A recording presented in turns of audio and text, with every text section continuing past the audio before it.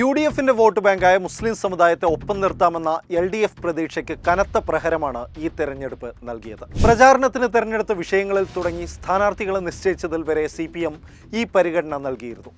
സ്ഥാനാർത്ഥികളിലെ മുസ്ലിം പ്രാതിനിധ്യം UDFന് 3-ൽ LDFന് 4. നിയോജക മണ്ഡലം അടിസ്ഥാനത്തിൽ CAക്കെതിരെ നൈറ്റ് മാർച്ചുകൾ നടത്തിയിട്ടും പൗരത്വ ഭേദഗതി കേരളത്തിൽ നടപ്പാക്കില്ലെന്ന് മുഖ്യമന്ത്രി ആവർത്തിച്ചു പറഞ്ഞിട്ടും ന്യൂനപക്ഷം ഇടതുപക്ഷത്തെ വിശ്വാസത്തിലെടുത്തില്ല. മുസ്ലിം വോട്ടുകൾ നിർണായക സ്വാധീനമാവുന്ന മണ്ഡലങ്ങളിലൊന്നും നേട്ടമുണ്ടാക്കാനായില്ലെന്ന് മാത്രമല്ല 2019 പിന്നിൽ പോവുകയും ചെയ്തു.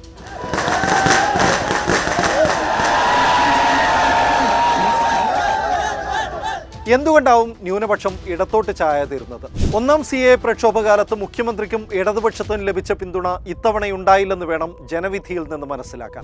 ന്യൂനപക്ഷ വോട്ട് പിടിക്കാനും ഭരണവിരുദ്ധ വികാരം ചർച്ചയാവാതിരിക്കാനുമുള്ള തന്ത്രമാണിതൊക്കെയെന്ന് മുസ്ലിം സമുദായം സംശയിച്ചു. CA പ്രക്ഷോഭകാലത്തെ കേസുകൾ പിൻവലിക്കാത്ത സർക്കാർ നടപടി CPM നിലപാട് ആത്മാർത്ഥതയില്ലാത്തതാണെന്ന സംശയം ബലപ്പെടുത്തി.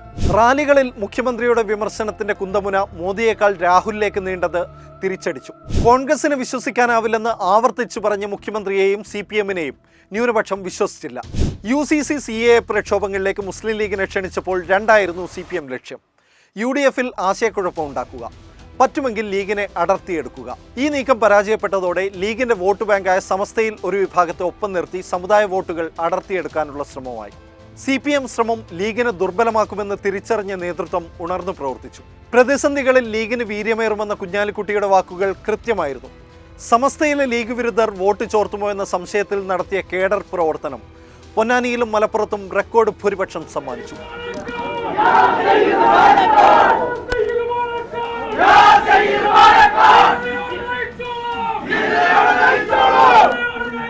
സ്വന്തം കൊടി പൊക്കാനാവുന്നില്ലെന്ന പരിഹാസം മുസ്ലിം വോട്ട് ചോർത്തിയില്ലെന്ന് മാത്രമല്ല ലീഗിന്റെ പോരാട്ട വീര്യം വർദ്ധിപ്പിക്കുകയും ചെയ്തു.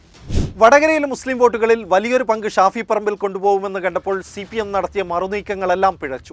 ഷാഫി വർഗീയവാദിയാണെന്ന് സ്ഥാപിക്കാനുള്ള ശ്രമം മലബാറിലാകെ UDFന് അനുകൂലമായ ന്യൂനപക്ഷ ഏകീകരണമുണ്ടാക്കി. പ്രചാരണത്തിന്റെ ആദ്യഘട്ടത്തിൽ സജീവമല്ലാതിരുന്ന മുസ്ലിം ലീഗ് പ്രവർത്തകർ പിന്നീട് കോൺഗ്രസിനെ പിന്നിലാക്കുന്നതാണ് കണ്ടത്. സ്കോളർഷിപ്പ്, സംവരണം, വിദ്യാഭ്യാസ പിന്നോക്കാവസ്ഥ തുടങ്ങിയ വിഷയങ്ങളിലെ പരാതികൾ സർക്കാർ കണ്ടില്ലെന്ന് നടിച്ചതും തിരിച്ചടിയായി. ന്യൂനപക്ഷത്തെ CPMൽ നിന്ന് അകറ്റിയതിൽ ആഭ്യന്തര വകുപ്പിനും പങ്കുണ്ട്. ശ്രീറാം വെങ്കിട്ടരാമൻ വാഹനമിടിച്ചു കൊന്ന KM ബഷീറിന് നീതി നിഷേധിക്കപ്പെട്ടത്, രഞ്ജിത്ത് ശ്രീനിവാസൻ വധക്കേസ് പ്രതികളെല്ലാം ശിക്ഷിക്കപ്പെട്ടിട്ടും ഷാൻ വധക്കേസ് ഇഴഞ്ഞു നീങ്ങുന്നത്, റിയാസ് മൗലവി വധക്കേസിൽ പ്രതികൾക്ക് അനുകൂലമായ കോടതി വിധി തുടങ്ങി നിരവധി വിഷയങ്ങളിൽ സംശയത്തോടെയാണ് മുസ്ലിം സമുദായം സർക്കാരിനെ കണ്ടത്. ഈരാറ്റുപേട്ടയിൽ മുസ്ലിം ചെറുപ്പക്കാരെ മാത്രം കേസിൽപ്പെടുത്തിയ പോലീസ് നടപടി പരിശോധിക്കണമെന്ന് പറഞ്ഞ ഹുസൈൻ മടവൂരിന് മുഖ്യമന്ത്രി നൽകിയ മറുപടി കൂടിയായതോടെ എല്ലാം പൂർത്തിയായി. മഞ്ചേരി അടക്കം കടപുഴക്കിയ 2004 പ്രതീക്ഷിച്ചായിരുന്നു ഇത്തവണ LDF പ്രചാരണത്തിന്റെ ഡിസൈൻ. എന്നാൽ സംഭവിച്ചത് നേരെ തിരിച്ചാണ്. മുസ്ലിം സമുദായത്തിൽ ഇടതുപക്ഷത്തിന്റെ വോട്ട് ബാങ്കായ കാന്തപുരം AP വിഭാഗത്തിൽ നിന്നടക്കം UDFന് വോട്ട് ലഭിച്ചു. ന്യൂനപക്ഷത്തിന് പിണറായി സർക്കാരിലുള്ള വിശ്വാസം നഷ്ടമായതും CA പലസ്തീൻ വിഷയത്തിലൂന്നിയുള്ള പ്രചാരണം തിരഞ്ഞെടുപ്പ് തന്ത്രം മാത്രമാണെന്ന സംശയവും തിരിച്ചടിയായെന്ന് ചുരുക്കി പറയാം. തിരുത്തിയില്ലെങ്കിൽ ന്യൂനപക്ഷ വോട്ട് ബാങ്ക് CPMന് ബാലികേറാമലയായി തുടരുമെന്നുറപ്പ്.